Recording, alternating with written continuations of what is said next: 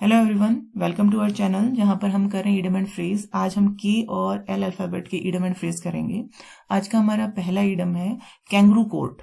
Kangaroo court means गैर कानूनी न्यायालय एंड इलीगल कोर्ट, यानी कि ऐसा न्यायालय जहां पर कानून के रूल रेगुलेशन फॉलो नहीं किए जाते, यानी कि वहां पर जो जज है वो अपने ही जो जिसको पसंद करता है उसके फेवर में न्याय सुना देता है, फैसला सुना देता है। तो ऐसा न्यायालय जहां पर रूल रेगुलेशन ऑबे नहीं किए जाते, अब उसको हम कहेंगे कैंगरू कोर्ट। कैसे याद रखें? जैसे कोर्ट हो गया न्यायालय, पता है, और उस न्यायालय में सिर्फ कौन हो? कैंगरूज हो। अब कैंगरू क्या करते हैं? हम सबको पता है कैंगरू कैसे चलता है। कंगारू जंप करता हुआ चलता है, यानी कि वो एविडेंस को छोड़ के चल रहा है। हम ऐसा मान लेते हैं कि वो सीधा कहाँ जंप कर रहा है? कंक्लूजन पे जंप कर रहा है। जैसे हमने कल किया था जंप टू ए कंक्लूजन, तो कैंगरू जंप करेगा, यानी कि वो स्टार्टिंग और लास्ट पे जल्दी से पहुंच जाएगा, कंक्लूजन पे, निष्कर्ष पे।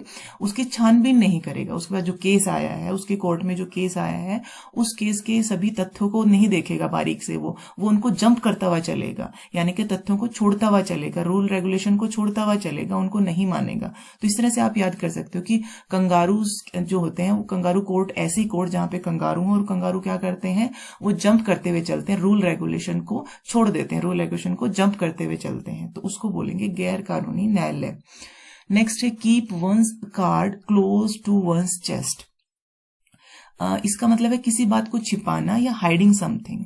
जैसे दो फ्रेंड होते हैं, तो हो सकता है एक फ्रेंड ने अपने दूसरे फ्रेंड को अपने मन की बात बताई और उसे कहा कि ये बात छिपानी है, सबसे किसी को नहीं बतानी। तो keep one's card. One's card का मतलब हो गया कि आपके फ्रेंड की मन की बात। वंस कार्ड, कार्ड को यहाँ पे आप मन की बात से रिलेट कर सकते हो। Close to one's chest, sorry. तो यानी कि अपने फ्रेंड की जो कार्ड था, यानी कि उसकी जो सीक्रेट बात थी, उसको अपनी छाती में दबा के रखना, यानी कि अपने पास सेफली रखना, क्लोज करके रखना, किसी को दिखाना नहीं। इसका मतलब बातों को छिपाना। तो किसी के कार्ड को, किसी की मन की बातों को अपने चेस्ट में, अपनी छाती में, अपने मन में ही रखना, क्लोज करके, किसी को दिखाना नहीं। उसको कहेंगे hiding something. Next, keep once fingers crosses. किसी अच्छी घटना के होने की कामना करना, टू वेट एक्सपेक्टेंटली। अब ये क्या है? कीप वंस फिंगर क्रॉस, ये जनरली हम आपको याद पता होगा ये चीज, कि जैसे मान लो हम कहीं किसी कंपटीशन में जा रहे हैं और कंपटीशन में हमने अपना जो बेस्ट था वो दे दिया। उसके बाद रिजल्ट आने की जब बारी आती है तो हम अपने फिंगर्स को, जो इंडेक्स फिंगर है और जो मिडल फिंगर है, उसको ऐसे क्रॉस कर लेते हैं कि मेरे साथ में काश मैं जीत जाऊं, मैं जीत जाऊं। तो क्रॉस्ड फिंगर, किसी अच्छे की होने की कामना करना, इच्छा करना कि ये भगवान ऐसा हो जाए। नेक्स्ट है कीप वंस वर्ड, प्रतिज्ञा पूरी करना, to keep one's promise. One's word का मतलब आपने जो शब्द कहे ना किसी को, जैसे मान लो आपने किसी को कहे कि मैं चाहे कुछ हो जाए मैं तेरी रक्षा करूंगा, यानी तो आपको चाहे अपनी जान देनी पड़े, आप उसके लिए, उसके सारे उसकी जान बचाने के लिए चाहे आपको अपनी जान देनी पड़े, यानी कि कीप वंस वर्ड। खुद ने जो बोल दिया ना, जो वर्ड आपने मुंह से निकाल दिए, उस पर ही रहना, कीप, उसी को ही पकड़ के रखना। तो कीप वंस वर्ड मतलब आपने जो बोला है, उस जो प्रॉमिस किया है उसको पूरा करना, टू कीप वंस प्रॉमिस, या प्रतिज्ञा आपकी पूरी करना। नेक्स्ट है कीप द बॉल रोलिंग, जारी रखना, to maintain the progress of a project और plan. Keep the ball rolling, जैसे इससे आप कैसे रिलेट करेंगे? बॉल को हमने रुकने नहीं देना है। बॉल क्या है? बॉल को आप रिलेट कर सकते हो हमारी प्रोग्रेस से, सक्सेस से। जैसे आप मान लो आप अभी एग्जाम की तैयारी कर रहे हो, तो आप जो एग्जाम की तैयारी है वो आपकी बॉल है, यानी कि आपने एग्जाम की तैयारी को कंटिन्यू रोल करते जाना। एक पॉइंट ऐसा आएगा कि आपको इतनी नॉलेज हो जाएगी कि आपका हर एग्जाम क्रैक हो जाएगा, आपको मन चाहिए, आपकी जो भी एम है आपका वो मिल जाएगा। तो keep the ball rolling, ball का मतलब यहाँ पे आपका मेहनत है, कि मेहनत करते जाओ, जारी रखो, उसको कंटिन्यू रखो, प्रोग्रेस को। नेक्स्ट है keep the wolf from the door, दरिद्रता से संघर्ष करना, टू अवॉइड पॉवर्टी और स्टारवेशन। स्टारवेशन होता है बहुत ज्यादा भूख, जैसे हम ये कहते हैं हंग्री भूख होता है, और हम ये नहीं कहते वेरी हंग्री, हम बोलते हैं स्टारवेशन, यानी कि स्टार्विंग हो रही है मुझे, यानी कि मैं बहुत ज्यादा भूख फील कर रहा हूं। तो इसका meaning keep the wolf from the door का मतलब होता है कि सिर्फ इतना ही कमाना, जैसे यहां तो लिखा दरिद्रता से संघर्ष करना, मीनिंग कि आप इतना ही अर्न कर पा रहे हो कि सिर्फ आपके जो घर की जो नीड है वही पूरी हो रही है, जिस 3 टाइम का खाना ही आपको मिल पा रहा है, इतना ही आप कमा पा रहे हो। तो keep the wolf from the door का मतलब है जस्ट आपके डोर के बाहर ही वुल्फ खड़ा है। वुल्फ यहाँ पे जो वुल्फ है वो रिप्रेजेंट करता है दुख को, शोरों को, यानी कि वुल्फ जो किसको रिप्रेजेंट कर रहा है यहाँ पर, पॉवर्टी को रिप्रेजेंट कर रहा है, दुख को रिप्रेजेंट कर रहा है। तो आपने वुल्फ को कहाँ रखा है? अपने डोर के बाहर ही रखा है, यानी कि बस थोड़ी सी ही दूरी पर है कि आप इतना कमा पा रहे हो कि आपका जो जीवन है वो इजीली चल पा रहा है, सेविंग्स नहीं है। तो वुल्फ को डोर के बाहर रखना यानी कि आप अभी जो वुल्फ है, जो कि प्रतीक है सैडनेस का, भूख का, गरीबी का, वो थोड़ा सा, बिल्कुल थोड़ी सी ही दूरी पर है। तो दरिद्रता से संघर्ष करना। नेक्स्ट है किल 2 birds with 1 stone, एक कार्य करके 2 समस्याओं से निपट लेना। Doing 2 things at the same time while effort is made for 1, effort तो आपने एक चीज के लिए किया और हो गए आपके 2 काम अच्छे। जैसे कहते हैं ना, एक तीर 2 निशाने। तो यहाँ पे जो तीर है वो स्टोन है, पत्थर, एक पत्थर मारा आपने और उससे 2 बर्ड को मार दिया आपने। तो एक तीर और 2 निशाने। तो ये हो जाएगा जो हम हिंदी में पढ़ते हैं, एक तीर से 2 निशाने करना, यानी कि एक का ही एफर्ट किया था लेकिन चीजें आपको 2 मिल गई। नेक्स्ट है किथ एंड किन, बंधु बांधव, ब्लड रिलेशन। जो किथ एंड किन है ये वर्ड जर्मन लैंग्वेज से लिए गए हैं। जर्मन लैंग्वेज में जो किथ होता है, किथ का मीनिंग होता है नोन या फ्रेंड्स बोल सकते हो आप, जिनको जानते हो, जिनसे आपकी ब्लड रिलेशन नहीं है लेकिन जिनको जो आपके नोन है। और किन होते हैं किन का मतलब होता है जो आपके रिश्तेदार हैं, यानी कि आपके ब्लड रिलेशन वाले हैं। तो फ्रेंड्स और रिलेटिव्स, किथ हो गया फ्रेंड्स और ये रिलेटिव्स, तो उनको बोलेंगे हम बंधु बांधव। नेक्स्ट है हमारा नीट वंस ब्रो, त्योरियां चढ़ाना, गुस्सा करना, टू फ्रोन। जैसे निट ब्रो है, जो आईब्रो, ये ब्रो क्या है? आईब्रो, जो हमारी भौवें हैं उनको चढ़ाना। जैसे जनरली क्या होता है कि हम ऐसा एग्जांपल ले सकते हैं कि जैसे मान लो घर में कोई रिश्तेदार आया हुआ है और जो बच्चे हैं वो कुछ ना कुछ ये सोच रहे हैं कि रिश्तेदारों के सामने हमें मारेंगे तो नहीं, तो बहुत शैतानियां करते हैं। तो मम्मी चुपके से उनको ऐसे आंख दिखाती है, तो आंख दिखाती है तो वो भौवें हैं जो आंखों की, वो ऊपर चढ़ा के ऐसे डराने के लिए, गुस्सा करने के लिए, तो उसको बोलते हैं त्योरिया चढ़ाना है, गुस्सा करना।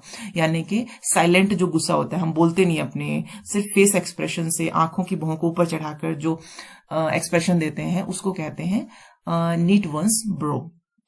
नेक्स्ट है लेडीज मैन, जो महिलाओं के संगत में रहना पसंद करता हो। A man who is fond of the company of women.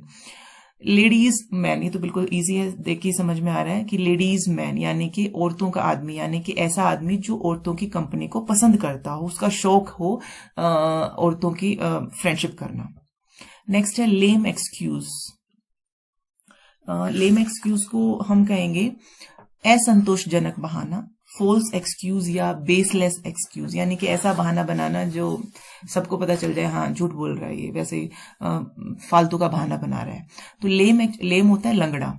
तो ऐसा एक्सक्यूज, ऐसा बहाना जो चल ही ना सके। जैसे मान लो आप ऑफिस गए और आप लेट हो गए, बॉस ने पूछा क्यों लेट हो, तो आपने कहा मेरी तो आंख ही नहीं खुली।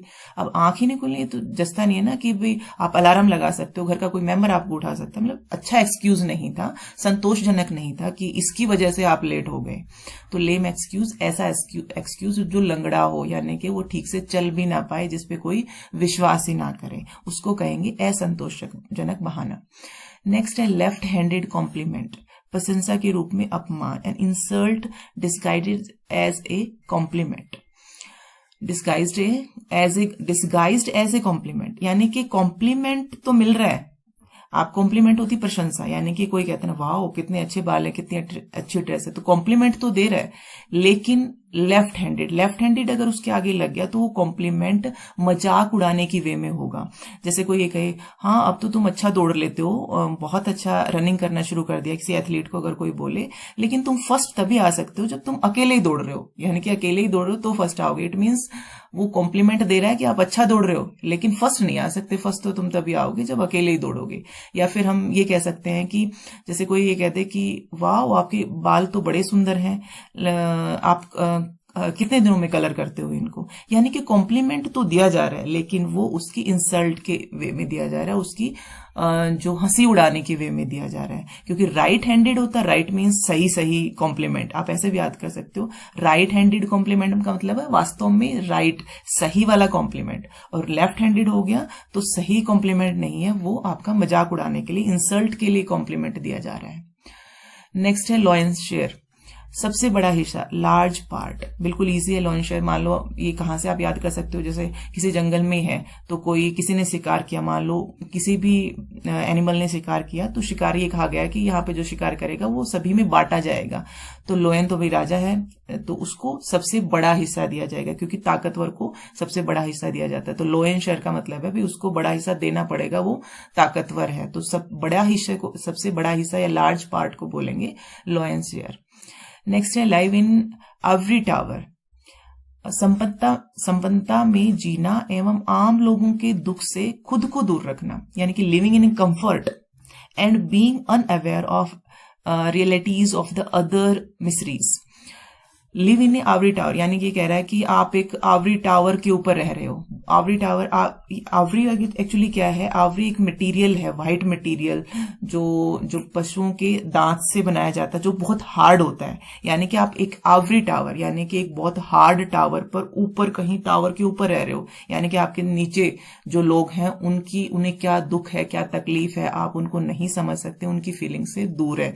तो आप कहाँ लाइव कर रहे हो, आवरी टावर, बहुत ऊंचे टावर पर, स्ट्रॉन्ग टावर के ऊपर रह रहे हो, यानी कि आप तो लिव इन कंफर्ट में हो, लेकिन आप अनअवेयर हो कि जो नीचे वाले लोग हैं उनकी रियल लाइफ कैसी चल रही है, उनकी रियलिटीज क्या है, उनके दुख क्या है, उनसे अनअवेयर है। उसके बाद है लॉव्स एंड फिशेस, व्यक्तिगत लाभ, material benefit. Loaves and fishes, actually loaves होता है रोटी और फिश मछली। ये कहां से आई है, ये एक ओल्ड स्टोरी से आया है, जो यीशु भगवान थे, यीशु भगवान, जीसस, जिसको क्रिश्चियन जिसकी पूजा करते हैं, उनके एक बार उन्होंने गैदरिंग की हुई थी अपने सारे भक्तों को, तो इतने सारे भगत थे, लेकिन उनके पास खाने के लिए नहीं थी। खाने के लिए सिर्फ क्या थी, 5 रोटियां थी और 2 फिश थी। तो उन्होंने एक चमत्कार किया, जो यीशु भगवान है, जो हमारे जीसस भगवान है, उन्होंने चमत्कार किया कि 5 रोटी और 2 मछलियों में जितने भी वो लोग आए हुए थे भक्ति करने के लिए, उन सबको खाना खिला दिया पेट भर के। तो यानी कि इसको व्यक्तिगत लाभ, यानी कि उन्होंने अपने चमत्कार से सभी को व्यक्तिगत लाभ दे दिया, तो उसको कहेंगे लॉज एंड फिशेस। नेक्स्ट है लुक ऑफ कलर्स, अस्वस्थ दिखाई देना, लुक इल और अनहेल्दी।